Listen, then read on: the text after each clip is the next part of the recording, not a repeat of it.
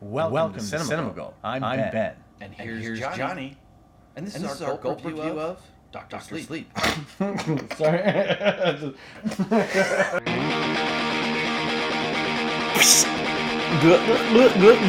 What did I think about Dr. Sleep? Well, I gotta say, I've been liking Mike Flanagan's filmography as of late. I really like Gerald's Game. OG or Ouija board or whatever it's called is a little bit better than it was supposed to be. And Oculus was very interesting.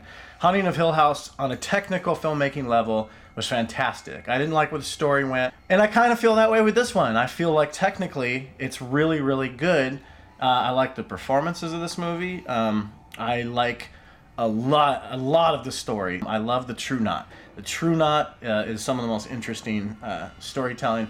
Yeah, it's familiar territory when it comes to Stephen King, as far as like, oh, here's some people with some powers, and he clearly, whether it was on purpose or not, there's a lot of shared universe aspects to a lot of his things with people that shine in different films and stuff like that. But this is the one where it matters the most.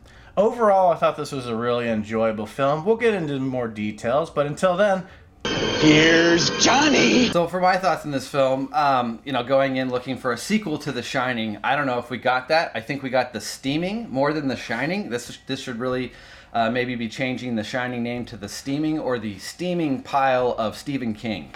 That's kind of how I felt about this. I didn't hate this movie, but it just wasn't the film I thought I was going to see. Now maybe that's kind of a problem on my end, that I should have known more about what this movie was gonna be, and that it really isn't. It is a sequel to The Shining, but not so much, in my opinion, a sequel to the film The Shining, and more maybe to the ideas behind the book, and obviously the ideas behind Dr. Sleep as a book. I think they're more faithful, and it plays out definitely more like a Stephen King story than a story told by Stanley Kubrick. That's a very unique thing, is a story told by Stanley Kubrick, no matter what genre he attempted to tackle.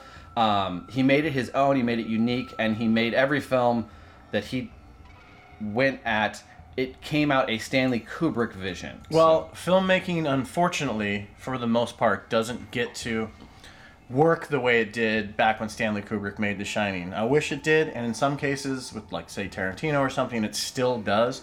But this is a case where I think they did a good job for the fact that, first of all, right now with Stephen King's little hot streak of all these adaptations, you have to make him happy. And I knew going in that was one of the things they were. Just make him happy like this? That's what I thought. Like, dude, hundreds of millions of dollars. Let him butcher your books. Who cares? Yeah. But he's like that. He's coke-induced. He's crazy. But so you have to do that. And then, of course, the studio wants to, go, Mr. King, I know this isn't in your book, but this is what's going to make the movie money, so we're going to put the Overlook Hotel in this movie. And he's probably like, okay, as they unloaded the dump truck of money in his front yard. But it is kind of a hard thing to do. And I still, though I said some nice things about Mike Flanagan at the beginning, I really wonder what this movie would be like if you gave it to Frank Darabont. Who has this visual style and has just really blown away Stephen King adaptations, things that people didn't even know were Stephen King stories, at first. I think that would have been so interesting, and he would have had a little bit more carte blanche. Like right now, yes, Flanagan's good, and he's kind of having a moment and stuff like that right now, but he's still kind of a working man's director.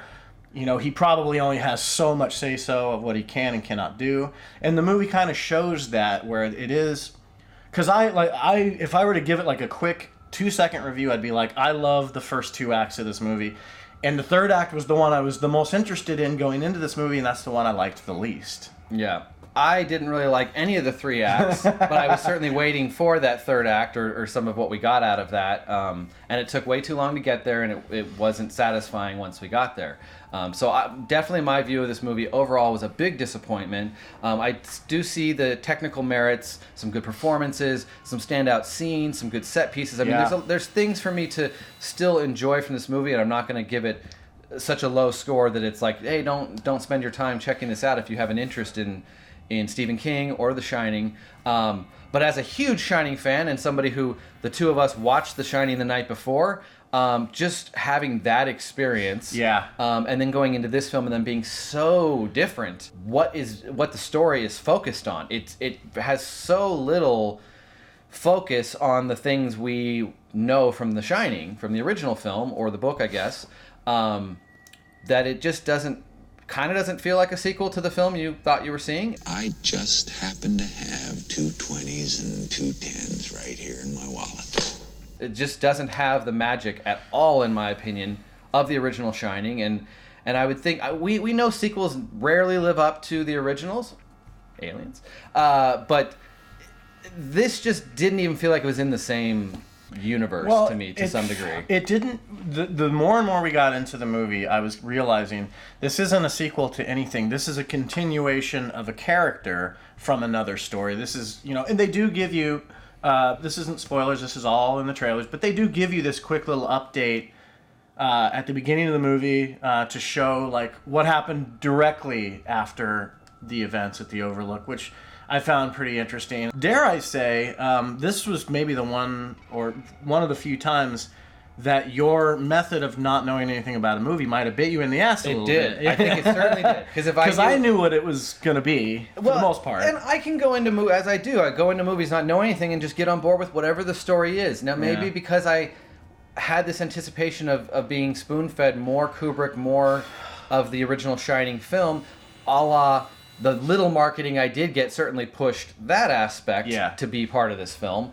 It takes so long to get to that. And really, there's some new characters in this film that the focus is more on than Ewan McGregor's character, the Danny Torrance character, who I honestly thought I was going in to see drama about PTSD and about, your past traumas and things like that, and a psychological horror film, but almost more of a drama. I kind of figured that's what it was going to be. And when you mentioned Frank Darabont, that would have been great because he might have turned it into that. He's made the Stephen King dramas. They still have horror elements in some of the films he's worked on. Well, that one's a horror film, but some of the ones he's known for that everyone loved that he did that were Stephen King were his dramas, and he nailed those. So I actually really do like, what are they called? The True Knot? The True Knot. So that once I was on board with what this story was and that it deals with this cult or whatever, the True Knot, I could start enjoying what I'm getting out of their storyline a bit more, but I still it kept leaving me wondering, well, what does this have to do with The Shining? Why is this part of this storyline? Their story had little to do with Danny Torrance until later in the film, and so you kind of had like 2 movies going on at the same time. Sort of. Probably my favorite thing about this movie was Rebecca Ferguson. Now that I think back, I thought she was fucking awesome in it. Like, she's menacing, she's interesting, like she's gloaty when it's supposed to be, and then she's very like sad, and then she she feels for the rest of the True Knot, like, and there's this weird spiritual mind connection with all of them. I thought she killed it. It was so interesting to see her do something like that. I didn't know she had this in her arsenal as far as like depth of a villain that's so not sympathetic really, because there's just some unsettling, horrific fucking things that she does, but you kind of know where you know everything about where she's coming from, because it's all about survival. It's almost like this life of a vampire, so in one way, So I loved her. I loved everything that she brought to the movie. I loved her character so much. I liked the girl that played Abra a lot too. I thought she was really good. My other favorite thing about this movie is I love the whole concept of the True Knot, and I know it's kind of similar to a lot of Stephen King things, like Tommyknockers or whatever. I personally loved how unsettled I felt and how uncomfortable I felt during 1 or 2 scenes. That stuff was really scary, and because this movie's not a jump scare movie, I wasn't really scared once. It was more about the thought of like what's happening. I like that kind of stuff, and I like the themes of the movie, and like I said, I really liked the filmmaking behind it for the most part, with the exception of even the third act where they decided to kind of go in a direction I didn't like, and we'll talk about that when we talk about spoilers. But those are the things I liked. Ewan McGregor was fine. I love him as an actor, but he was fine. I think Rebecca Ferguson was probably the standout in terms of performances, brought some new things we hadn't seen her bring to a character before. I really do like that the cult, the True Knot, has sympathetic aspects, even though you see them do totally brutal things that you can't be sympathetic to them for. Sure. But her feeling for them when certain True Knot members were killed and things like that, and her actually being upset by that and not just being this leader who doesn't care when minions die or whatever. Right. It's a family. Yeah, it really was a family. They brought that to life because there was a scene where you kind of questioned her being this overruling leader and that maybe she's not going to be giving to the family when they're really in need, but then she does give in. So I really liked her character, as well as the Crow character, who's kind of her right-hand man, like Indian character, I believe, who runs off and does like Richie Ramirez. Yeah. I made it scary. But it made him creepy, like his look and everything with his hat and everything. And he even had depth. Crow. He even had a character. He totally did. I felt for him, too. That's the thing. They create sympathy for some people who are really unsympathetic. So I got to give the filmmakers and the writers some credit on that. One standout moment of brutality that just will stick with you in this movie. Hi, Jacob Tremblay. Hard to watch. Hope you're all right. Yeah, seriously. The filmmaking didn't live up to Kubrick's. It's hard for anybody to think they're ever going to do that, but I felt they didn't really try. They maybe needed to copy him a little bit more. Maybe that's wrong, that filmmakers would just copy somebody like that, but... I heard Mick G is helmed to do a remake of 2001. I was bored in this movie. So, yeah, I mean, if I was... maybe I'll harp on the negatives in more detail if we talk spoilers, but... Yeah. It was just... the overall ride was very disappointing, especially coming off of the heights of the original film, seeing it the day before, and, you know, Kubrick just being a master filmmaker. Well, I'll jump into my negatives. I think we fucked ourselves with this movie by watching The Shining the night before. Possibly. Because that sets the bar so fucking high that there's no way. Our reasoning for watching it was because... we want, or at least for mine was, like, there's still, I've seen The Shining so many times, but there's answers that I wanted. And I was wondering if Dr. Sleep would answer some. And within the first 5 minutes of Dr. Sleep, it answered one that we talked about right off the bat. But yeah, I just, my biggest problems with this movie all go, well, there's pacing problems with this movie. I have trouble watching movies. I've said this almost every time it happened on any review we've done. I have trouble watching movies that jump in time too much. Because you start to wonder, why did we even need a 5-minute section in 2011? Why did we even need... But you know, okay, whatever. Like, they knew what they're doing. They did it for a reason. But it does slow down the pacing of the movie. And it did take a while to get going. And there's large chunks where Ewan McGregor's Danny is not even there. And you're wondering, like, what is happening? This is from a book, so it's clearly not setting up some other franchise of these other characters. So what exactly is happening? So there's that, but then my biggest gripe with this movie was the thing I was looking forward to the most was just one fucking big letdown for me on a technical level, on just a lack of creativity of it, just wasted opportunity. On a storytelling level? Wouldn't you say? Because they fucking tacked it on. It didn't even need to be there. I felt that it was a bit of a letdown on what the direction the story went. Now, maybe I should have known, because the story is already out there in a book form.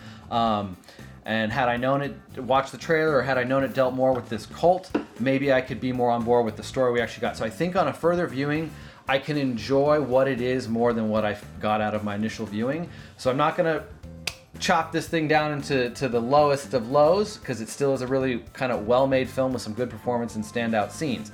So I'm going to put this at a 5.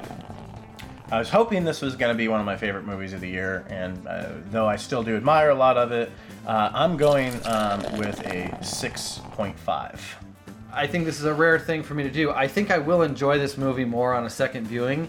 I think I'll still find it disconnected from the film I want it to be, but I do think there were things along the way that I enjoyed, that I can enjoy the overall more than I did on this initial viewing. So that's why I gave it a 5. I honestly feel like as we're going through this discussion, we have a lot of negatives to bring up and a lot of what ifs, and it could have maybe been this way.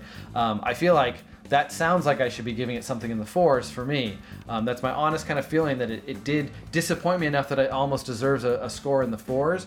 But I also know some of the things I did like about it, and some of the things that felt blasé to me, but now that I'm kind of over what I wanted it to be and can be more on board with what it is, I'm keeping it in the 5, because I do think there are some good things to like about this movie. You know, honestly, as like a critic, just a film lover, like I've maybe done the what if thing too much in this movie, and I don't like to do that. It's not fair. No. Especially because I think I'm admitting I'm being unfair. no, yeah, and I think Flanagan is really great. He's a better director than I'll ever be. So I hate to say like, oh, Darabont should have done it. I didn't say he should have done it. I just feel I would like to have seen something that could have been like that. So I know that it's kind of a cheap way of like movie criticism is to drop in other people who could have maybe done something differently. This exists and this is what it is, and I enjoyed it for the most part. I really did like the first and second act, which is why it gets a better score than something just completely negative, because again, when you tack on an ending, and so many movies do this, sometimes it works and you don't notice it, and sometimes it falls to pieces, and this one was just a big misfire for me on that end of it. But everyone involved, the actors, everything that had to do from the technical standpoint was perfectly fine. If you like this, please click like and subscribe to Cinema Gulp today. Leave some comments in the comment section below. Tell your friends. John, where can they find it? Check us out on Facebook, Twitter, and Instagram. Look for us under Cinema Gulp. Until next time, here's Johnny. And here's Uncle Ben. We drink your cinema. I drink it up! Doctor stopped me from drinking. Boys, now I can't smoke no more. Doctor stopped me from drinking.